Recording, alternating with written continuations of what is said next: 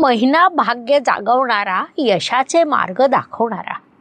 मिथुन रास म्हणजे विचारांनी वादळ, शब्दांची जादू आणि चेहऱ्यावरचा कायम उत्साह होय. तुम्ही कधी विचार केलाय का की काही लोक बोलले म्हणजे खोलीत प्रकाश पसरतो. बहुतेक ते लोक मिथुन राशीचे असतात, हो ना? कधी कधी विचार एवढ्या झपाट्याने येतात की स्वतःचं मन म्हणतं, थांब रे बाबा, एक तरी विचार पूर्ण कर. या डिसेंबर महिन्यात हेच विचार तुम्हाला यशाकडे घेऊन जाणाऱ्या दिशा दाखवणार आहेत. नमस्कार, मी ॲस्ट्रोगुरू डॉक्टर ज्योती जोशी सर्वांचं मनपूर्वक स्वागत करते. आपण डिसेंबर 2025 या महिन्याचं राशी भविष्य समजून घेत आहोत. आज आपण मिथुन राशीच्या जातकांसाठी हा महिना कसा राहील यावर चर्चा करणार आहोत. विविध दृष्टिकोनातून या महिन्यातील ग्रहस्थितीचं शास्त्रोक्त विश्लेषण करणार आहोत. सोबतच व्हिडिओच्या शेवटी मी तुम्हाला या महिन्यात करावयाचे विशेष उपाय सांगणार आहे, त्यामुळे व्हिडिओला शेवटपर्यंत बघायला विसरू नका. अजून एक महत्त्वपूर्ण बाब म्हणजे विविध दृष्टीने हा महिना तुमच्यासाठी कसा असेल हे आम्ही नेहमीच खूप सविस्तरपणे सांगत असतो. त्यानुसार या महिन्यात तुम्हाला काय अनुभव आले ते तुम्ही कमेंटद्वारे आमच्यापर्यंत पोहोचवू शकता, जेणेकरून आमच्या या मार्गदर्शनाचा तुम्हाला लाभ होत आहे ही बाब आमच्यापर्यंत पोहोचू शकेल.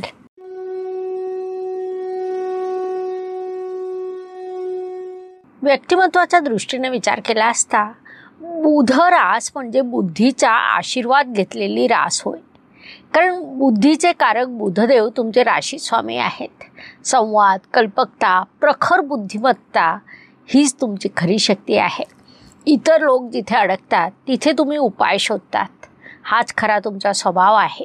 बोलण्यात सौंदर्य, विचारात खोली आणि कृतीत प्रकाश हा या महिन्यातील तुमचा मंत्र राहणार आहे. तुमचे राशी स्वामी बुधदेव या काळामध्ये पंचम स्थानात विराजमान आहेत. म्हणजे ते मजबूत स्थितीत आहेत. म्हणून स्पष्ट संवाद आणि बुद्धिमान निर्णय ही तुमची शस्त्र आहे. विशेषतः महिन्याच्या पहिल्या आठवड्यात लोकांशी थोडं मनमोकळं बोला, कारण या महिन्यातला एकच शब्द कोणतंही नातं आणि काम बदलवू शकतं. साहजिकच या सर्व गोष्टीचा अत्यंत सकारात्मक परिणाम तुमच्या व्यक्तिमत्वावर घडून येईल, म्हणून या काळाचा सदुपयोग करा. दहन कुटुंब वाणी या दृष्टीने विचार केला असता मिथुन जातकांसाठी हा महिना शुभ म्हणता येईल. यापूर्वी केलेला मेहनतीचा पैसा हळूहळू येईल. या काळात तुम्ही आपल्या वाणीचा उपयोग काळजीपूर्वक करायला हवा. तुमचं बोलणं अत्यंत प्रभावी आहे, त्यामुळे तुमची वाणी हेच धन ठरू शकतं. कुटुंबात समजूतदारपणे वागा. वडिलांना देखील थोडा वेळ द्या. त्यांच्याशी छान गप्पा मारा. ते भाग्यवृद्धी करण्यासाठी उपयुक्त राहील. थोडक्यात या सर्व दृष्टीने हा महिना लाभदायक आहे. या काळाचा उपयोग करून घ्या. पराक्रम, परिश्रम, प्रवास या दृष्टीने या काळात तुम्हाला लहान प्रवास करावे लागू शकतात. ते प्रवास तुमच्यासाठी नवीन ओळखी निर्माण करतील. साहजिकच त्यातून तुम्हाला भविष्यातून लाभ प्राप्त होऊ शकतो. या काळात तुमच्या परिश्रमाची दिशा योग्य राहील, म्हणून पूर्ण लाभ घ्या. वास्तू, वाहन, जमीन, सुखशांती या दृष्टीने विचार केला असता महिन्याच्या पहिल्या पंधरवड्यात तुमच्यासाठी उत्तम योग जुळून येत आहे. त्यामुळे जे जातक वास्तू वाहनाचं स्वप्न पाहत असतील, त्या दृष्टीने काही नियोजन सुरू असेल तर या काळात तुम्ही अधिक प्रयत्न केले पाहिजे. त्यात तुम्हाला नक्कीच यश प्राप्त होईल. तुमची स्वप्नपूर्ती देखील घडून येईल. आईचे आशीर्वाद मिळतील. त्यांच्या आरोग्याकडे लक्ष द्या हा सल्ला देण्यात येत आहे. शिक्षण, संतती, प्रणय या दृष्टीने हा महिना विद्यार्थ्यांसाठी ज्ञान विस्ताराचा आहे. तुमची ग्रहस्थिती सांगत आहे अभ्यासात रस घ्या. मनाची एकाग्रता आवश्यक राहणार आहे. प्रेमात थोडे भावनिक चढउतार संभवतात. प्रेम विवाहाचे योग आहे. संवाद जर प्रामाणिक ठेवला तर नातं घट्ट होईल. विवाह इच्छुक वधूवरांसाठी जुन्या ओळखी, सोशल वर्किंग आणि परिचयातून चर्चा पुढे जाईल, म्हणून या काळाचा सदुपयोग करा. आरोग्य, कर्ज, स्पर्धक, हितशत्रू या दृष्टीने मिथुन राशीसाठी मंगळदेवांची स्थिती महत्त्वाची ठरते, कारण ते तुमचे षष्ठेश आहे. या महिन्याच्या सुरुवातीला तुमच्या षष्ठ स्थानात अनेक ग्रहांची गर्दी असणार आहे. त्यामुळे शरीर स्वास्थ्यासाठी, शांतीसाठी अत्यंत आवश्यक राहील. झोप कमी होणं किंवा डोकेदुखी असे त्रास तुम्हाला होऊ शकतात. मोबाईल आणि सोशल मीडियाला थोडा ब्रेक द्या. शत्रू किंवा स्पर्धेत विजय मिळवण्यासाठी तुम्हाला अनेक ग्रह सहकार्य करणार आहे. या काळाचा लाभ घ्या. नोकरी व व्यवसाय या दृष्टीने जे मिथुन जातक नोकरी करत आहेत त्यांना या काळात नवीन जबाबदाऱ्या प्राप्त होऊ शकतात किंवा नोकरीमध्ये बदल घडून येऊ शकतो. आपला संवाद चांगला ठेवा. तुमच्यावर वरिष्ठांची कृपा राहील. तुमचं काम त्यांच्या लक्षात येईल. व्यावसायिक जातकांसाठी नवीन संपर्क फायद्याचे ठरतील. तुम्ही जर लेखन, शिक्षण, मार्केटिंग, मीडिया किंवा संवादाशी संबंधित क्षेत्रात असाल तर हा महिना तुमच्यासाठी गेम चेंजर ठरू शकतो. थोडक्यात नोकरी व व्यवसाय या दोन्ही आघाड्यांवर हा महिना तुमच्यासाठी लाभाचा राहील. या काळाचा लाभ घ्या. ज्येष्ठ नागरिकांच्या दृष्टीने हा काळ तुमच्यासाठी जुन्या आठवणीत रंगण्याचा आणि म्हणून मनशांतीचा राहील. नातवंडांसोबत जास्तीत जास्त वेळ व्यतीत करा. तेच या काळामध्ये तुमच्यासाठी सुखाचं सूत्र राहील हे लक्षात घ्या. भाग्य व शुभसंकेत या दृष्टीने मिथुन जातकांसाठी महिना अनेक शुभसंकेतांनी परिपूर्ण भरला आहे. त्यामध्ये प्रामुख्याने सांगायचं झाल्यास 5 डिसेंबर रोजी गुरुदेव तुमच्या राशीत येतील. एकाच वेळी तुमचं व्यक्तिमत्व, तुमचं शिक्षण, संतती, विवाह, भाग्य या सर्व दृष्टीने ते तुम्हाला अत्यंत सकारात्मक प्रभाव देतील. त्यामुळे आपण त्याला अत्यंत मोठा शुभसंकेत म्हणू शकतो. राशीस्वामी पंचम स्थानात म्हणजे त्रिकोण स्थानात असणं हा देखील अत्यंत मोठा शुभसंकेत आहे.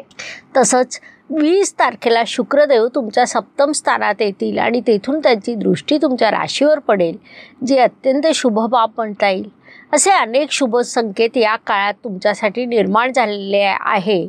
त्यापासून तुम्हाला शुभ परिणाम प्राप्त होतील. या काळाचा सदुपयोग करा.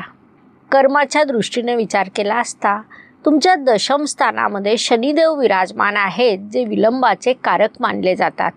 शनिदेव तुमच्यासाठी भाग्येश आहेत आणि अडथळ्यांचे कारक देखील आहे. अशावेळी महाभारतात भगवान श्रीकृष्ण जे अर्जुनाला म्हणाले होते तेच आपल्यासाठी देखील उपयुक्त आहे. तू कर्म कर, फळावर ताबा ठेवू नको, हा धडा मिथुन राशीसाठी लागू होतो. कधीकधी खूप विचार करून वेळ निघून जातो.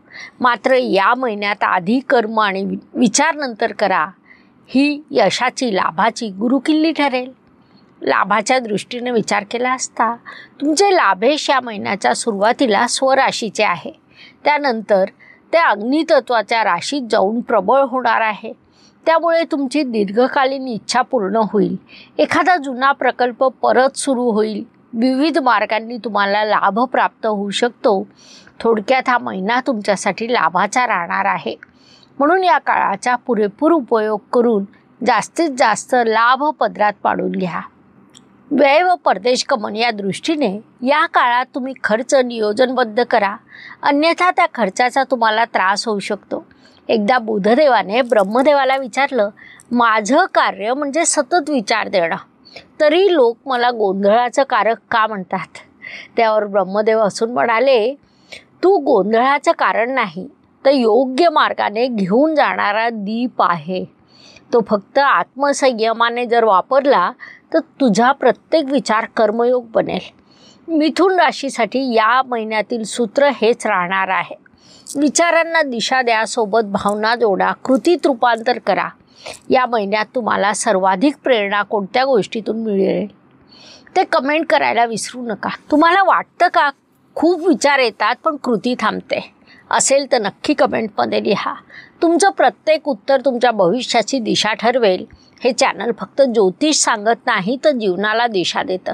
कारण ग्रह केवळ आकाशात नाही तर ते आपल्या कृतीमध्ये चमकतात, हे लक्षात घ्या. आयुष्य हे सुखदुःख आणि उतार चढाव यांनी भरलेलं असतं. कोणताच मनुष्य पूर्णपणे सुखी किंवा पूर्णपणे दुःखी होऊ शकत नाही. त्यानुसार प्रत्येक दिवस सारखा जात नाही. महिन्यातील काही दिवस सुख, समाधान, यश देणारे तर काही दिवस संघर्षाचे जातात. हे सर्व मुख्यतः चंद्राच्या गोचरवरून ठरतं. त्या दृष्टीने मिथुन राशीसाठी 7, 17 आणि 26 हे दिवस शुभदायक, सुखदायक, यशाचे राहतील. तर 5, 14, 24 हे तणावाचे जातील. त्या दिवसांमध्ये अडचणी, अडथळे, समस्या जाणवतील. म्हणून तशी मानसिकता तयार करून वाटचाल करा. उपायांच्या दृष्टीने लग्नेश, भाग्येश, लाभेश यांच्या संतुलनासाठी मी राशीनुसार काही उपाय तुम्हाला आता सांगणार आहे, जे कार्यसिद्धी आणि इच्छापूर्तीसाठी तुम्हाला फायदेशीर ठरतील. त्यानुसार मिथुन राशीसाठी तुमचे राशी स्वामी बुधदेव हे बुद्धी व संवाद शक्तीचे कारक आहेत. या काळात उपासना म्हणून तुम्ही हनुमान वडवानल स्तोत्राचं पठण करा. व्रत म्हणून बुधवारी हनुमानाचं दर्शन घ्या. हनुमानाच्या चरणी आपल्या विचारांचा गोंधळ सोडा, नवी स्पष्टता मिळवा. ब्रेसलेटच्या बाबतीत सांगायचं झाल्यास तुमच्यासाठी ट्रिपल मनी हे ब्रेसलेट अत्यंत उपयुक्त राहील. त्यांची लिंक डिस्क्रिप्शन बॉक्समध्ये दिलेली आहे, तेथून तुम्ही ते ऑनलाईन मागवू शकता. या सर्व उपायांचे तुम्हाला शुभ परिणाम प्राप्त होतील, म्हणून ते नक्की करा. अशा पद्धतीने डिसेंबर 2025 महिना कसा राहील हे समजून घेण्यासाठी एवढी माहिती पुरेशी आहे. आता आपण थांबूया. पुढील भागात पुढील राशीचं भविष्य आपण समजून घेणार आहोत. हा व्हिडिओ तुम्हाला आवडल्यास त्याला लाईक, शेअर, सबस्क्राईब करायला विसरू नका. आणि हो, कमेंट बॉक्समध्ये हर हर ज्योतिष, घर घर ज्योतिष अवश्य लिहा. धन्यवाद. शुभम भवतु. जय ज्योतिष. नमस्कार. शास्त्राचा अभ्यास करण्यासाठी माझी मराठीतून 11, हिंदीतून 2 अशी पुस्तकं प्रकाशित झाली आहे. विशेष बाब म्हणजे मी स्वतः संशोधित केलेली ज्योती जोशी पद्धती अर्थात जे पद्धती या विषयावर स्वतंत्र ग्रंथ उपलब्ध आहे. त्याचा देखील लाभ घ्यावा. यूट्यूबची कार्यप्रणाली ही मुख्यतः लाईक, शेअर आणि सबस्क्राईबवर चालते.